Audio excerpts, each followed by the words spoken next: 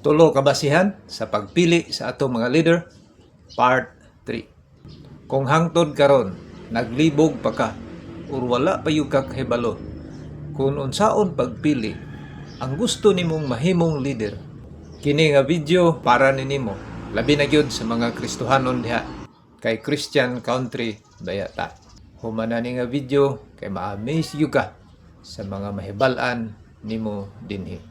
Ang ikatulo mao ni, unsa ang gisulti sa Ginoo pinaagi sa Biblia nga basihan sa atong pagpili sa atong mga leader.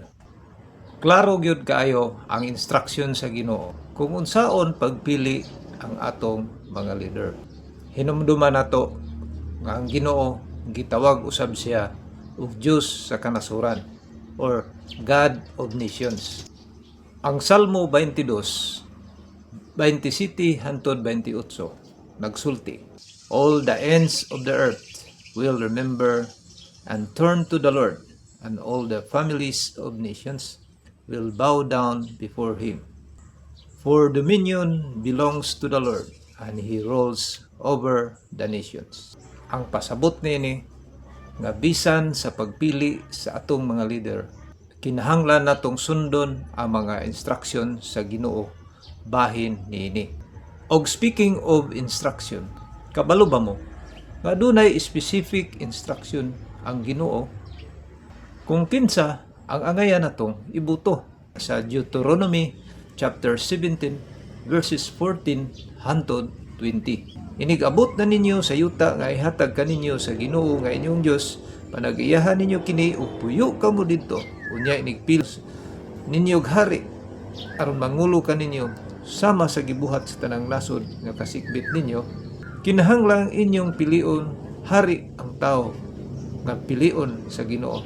Apan ang pangutana, unsaon nato pagkahibalo nga kadto siya ang gipili sa Ginoo nga mao puy atong angayng pilion.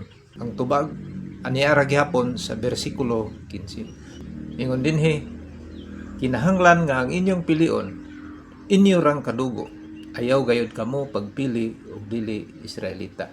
Ang pasabot niini nga kung magpili tag leader, pilion nato ang kaparehas ra nato. So kinsa maning matawag nato nga mga future leader nga kaparehas ra nato nga angayan natong pilion. Una, kadtong future leader nga dili hakog sa gahom o power. Ang pag-angkon sa gahom sa usa ka leader, usa ka maayong butang, labi na kini gamiton sa kaayuhan sa katawhan. Apan ang dili maayo, kung himuon na niya ang tanan, makaangkon lang og gahom.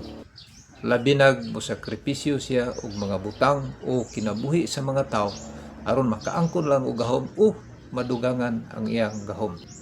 Ingon sa verse 16, kinahanglan nga dili niya dugangan ang iyang mga kabayo o magsugo siyag mga Israelita pagbalik sa Ehipto, aron pagpalit og mga kabayo kay gipasidan-an na kamo sa Ginoo nga dili na gayud mobalik didto. Ang kabayo sa unang panahon nagsignify kana og gahom o power. Kung kinsa tong gingharian o hari nga daghan og mga kabayo, mao to siya ang pinakagamhanan. Apan ang pag-adto sa Ehipto, usa ka butang delikado ug dili maayo. Gani nagwarning naman ani ang Ginoo nga dili na gayud sila mobalik didto. Dili ikalimod nga karong panahon na adunay mga leader anda mo sakripisyo sa ilang katawhan, makaangkon lang og gahom o madugangan ang ilang gahom alang sa iyang kaugalingong kaayuhan. Ikaduhang klase sa leader nga mga tawag nato og kaparehas nato nga maoy angay natong pilion, mao ni kadtong leader nga walay bisyo. Ingon sa verse 17a, kinahanglan nga dili siya mga sawag daghan aron dili mahimong dautan ang iyang panghunahuna. Ingon sa atong gibasa, ang bisyo sa babay makadaot sa panghunahuna sa usa ka leader. Daghang klase sa bisyo gawa sa babay, sama sa sugal, hubog-hubog, drugs ug uban pa. Kanang tanan puros gyud makadaot sa panghunahuna sa usa ka leader. Nga tungod ni ana madaot ang iyang maayong balanse ug ang iyang mga decision making. Ikatulong klase sa leader nga matawag nato kaparihas nato nga maoy angay natong pilion kadtong future leader nga dili kawatan o kurakot. Ingon dinhi sa verse 17 padayon nato basa. Kinahanglan nga dili siya magbaton og daghang salapi ug bulawan. Walay dautan sa pag-angkon o pag-acquire og daghang mga bahandi. Apan ang dautan diha kung gamiton na niya unya ang iyang posisyon aron makaangkon og daghang bahandi kay diha na mosulod ang korupsyon. Og ikaupat nga klase sa future leader nga matawag nato kaparihas nato nga ngayon natong ibuto ang future leader nga wala magsupak sa balaod. Inighari na niya kinahanglan nga aduna siya kopya sa balaod sa Dios ug gihuptan sa mga pari.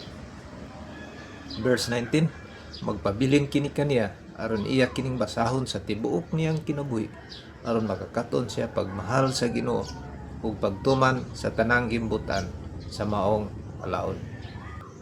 Tungod kay subo pamalandungon nga daghang mga leader nga nagdumala sa balaod o naghimog balaod, maupod ang unang mulapas sa balaod, lawmaker, lawbreaker.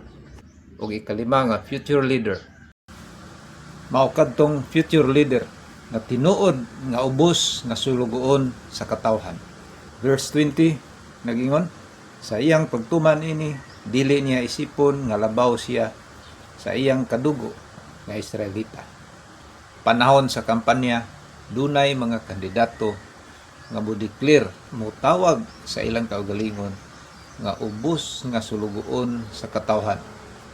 Apan kung mudaog na dili na sulugoon, amo na siya, mawala na ang iyang pagkaubos, siya na ang labaw.